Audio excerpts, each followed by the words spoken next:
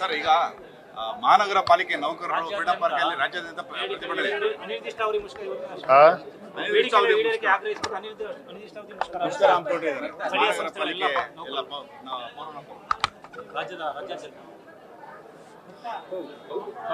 ಒಂದ್ ಕಡೆ ರಾಜ್ಯ ಸರ್ಕಾರ ಮಾನ್ಯ ಮುಖ್ಯಮಂತ್ರಿಗಳು ಅವರ ಸಚಿವ ಸಂಪುಟ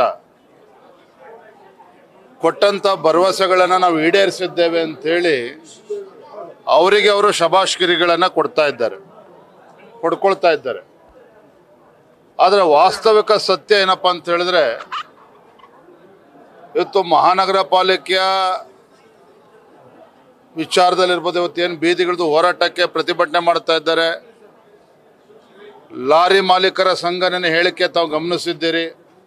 ಕಳೆದ 3-4 ತಿಂಗಳುಗಳಿಂದ ಲಾರಿ ಬಾಡಿಗೆನೂ ಕೂಡ ಕೊಡೋದಕ್ಕೆ ರಾಜ್ಯ ಸರ್ಕಾರದಿಂದ ಸಾಧ್ಯ ಆಗದೇನೆ ಅವರು ಕೂಡ ಬೀದಿಗಳದ್ದು ಹೋರಾಟ ಪ್ರಾರಂಭ ಮಾಡ್ತಾ ಇದ್ದಾರೆ. ಮತ್ತೊಂದು ಕಡೆ ರಾಜ್ಯ ಸರ್ಕಾರ ಸಿದ್ದರಾಮಯ್ಯ ಸರ್ಕಾರ ಕೊಟ್ಟಂತ ಭರವಸೆ ಅನ್ನಭಾಗ್ಯ ಅದಕ್ಕೂ ಕೂಡ ಸರ್ಕಾರವೇ ಕನ್ನ ಹಾಕ್ತಾ ಇದೆ. 10 kg ಕೊಡ್ತೀವಿ ಅಂತ ಹೇಳಿದ್ರು, ಆದ್ರೆ 5 kg ಇಳಿಸಿದ್ರು. ಈಗ 5 kgನೂ ಕೂಡ ನಿಲ್ಸೋದಕ್ಕೆ ಹೊರಟಿದ್ದಾರೆ, ನಿಲ್ಲಿಸ್ತಾ ಇದ್ದಾರೆ. ಸೊ ಒಟ್ಟಾರೆಯಾಗಿ ಕರ್ನಾಟಕ ರಾಜ್ಯ ಇವತ್ತು ಆರ್ಥಿಕ ದಿವಾಳಿಯತ್ತ ಇವತ್ತು ಸಾಗ್ತಾ ಇದೆ. ಕರ್ನಾಟಕ ರಾಜ್ಯ ಆರ್ಥಿಕ ದಿವಾಳಿಯತ್ತ ಸಾಗ್ತಾ ಇದೆ. ರಾಜ್ಯ ಸರ್ಕಾರಕ್ಕೆ, ಮುಖ್ಯಮಂತ್ರಿಗಳಿಗೆ, ಸಿದ್ದರಾಮಯ್ಯನವರಿಗೆ ಹಣವನ್ನು ಕ್ರೋಢೀಕರಿಸೋದಕ್ಕೆ ಸಾಧ್ಯ ಆಗ್ತಾ ಇಲ್ಲ. ಸರ್ಕಾರಿ ನೌಕರಿಗೆ ಸಂಬಳ ಕೊಡೋದಕ್ಕೂ ಕೂಡ ಇವತ್ತು ಪರದಾಡ್ತಾ ಇದೆ ಸರ್ಕಾರ. ಅಭಿವೃದ್ಧಿ ಅನ್ನೋದ್ರ ಬಗ್ಗೆ ಯಾರೂ ಕೂಡ ಮಾತನಾಡ್ತಾ ಇಲ್ಲ. ಅಭಿವೃದ್ಧಿ ಶಾಸಕರುಗಳು ತಮ್ಮ ಕ್ಷೇತ್ರದ ಅಭಿವೃದ್ಧಿಗೆ ಅನುದಾನವನ್ನು ಕೂಡ ಸಿಗದೇನೆ ಇವತ್ತು ಆಡಳಿತ ಪಕ್ಷದ ಶಾಸಕರೇ ಇವತ್ತು ಬೀದಿಗಳದ್ದು ಹೋರಾಟ ಮಾಡುವಂಥ ಪರಿಸ್ಥಿತಿ ಕೂಡ ನಿರ್ಮಾಣ ಆಗಿದೆ. ಒಟ್ಟಾರೆಯಾಗಿ ಸಿದ್ದರಾಮಯ್ಯ ನೇತೃತ್ವದ ಕಾಂಗ್ರೆಸ್ ಸರ್ಕಾರ ಸಂಪೂರ್ಣವಾಗಿ ನಿಷ್ಕ್ರಿಯ ಆಗಿದೆ. ಸಿದ್ದರಾಮಯ್ಯನವರು ಆಡಳಿತದ ಮೇಲೆ ತಮ್ಮ ಹಿಡಿತವನ್ನ ಕಳೆದುಕೊಂಡಿದ್ದಾರೆ. ಆಡಳಿತ ಪಕ್ಷದ ಶಾಸಕರು ಮುಖ್ಯಮಂತ್ರಿಗಳ ಮೇಲೆ ವಿಶ್ವಾಸವನ್ನು ಕೂಡ ಕಳೆದುಕೊಂಡಿದ್ದಾರೆ. ಇದು ವಾಸ್ತವಿಕ ಸತ್ಯ. ಲಾರಿ ಮುಷ್ಕರದಿಂದ ಮುಂದಿನ 1 ತಿಂಗಳು ಅನ್ನಭಾಗ್ಯ ಅಕ್ಕಿ ಸಿಗದೆ ಡೌಟ್ ಇದೆ. ಲರಿ ಇದು ಅನ್ನಭಾಗ್ಯ ಅದಕ್ಕೆ ಬಾಡಿಗೆ ಕೊಡೋದು, ಲಾರಿ ಬಾಡಿಗೆ ಕೊಡೋದಕ್ಕೂ ಕೂಡ ಸರ್ಕಾರದ ಹತ್ರ ದುಡ್ಡಿಲ್ಲ. ಸರ್ಕಾರಿ ನೌಕರಿ ಸಂಬಳ ಕೊಡೋದಕ್ಕೂ ಕೂಡ ದುಡ್ಡಿಲ್ಲ.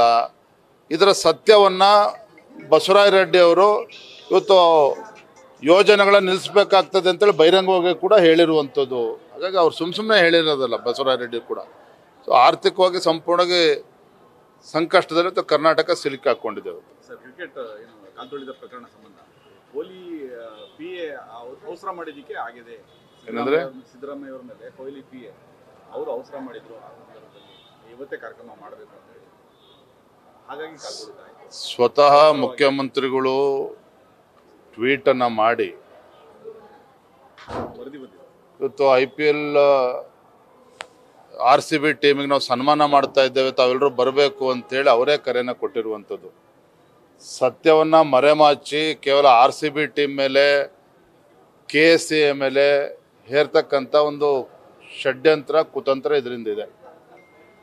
ಹಾಗಾದ್ರೆ ಮುಖ್ಯಮಂತ್ರಿಗಳು ಅವತ್ತು ಬಹಿರಂಗವಾಗಿ ಟ್ವೀಟ್ ಮಾಡಿದ್ದು ಸುಳ್ಳು. ಹಾಗಾದ್ರೆ DK ಶಿವಕುಮಾರ್ ಅವರು ಚಿನ್ನಸ್ವಾಮಿ ಸ್ಟೇಡಿಯಂ ಅಲ್ಲಿ ಅವರಿಗೆ ಸನ್ಮಾನ ಮಾಡಬೇಕು, ಸಿದ್ದರಾಮಯ್ಯನವರು ವಿಧಾನಸೌಧದ ಮುಂದೆ RCB ಪ್ಲೇಯರ್ಸ್ಗೆ ಸನ್ಮಾನ ಮಾಡಬೇಕು.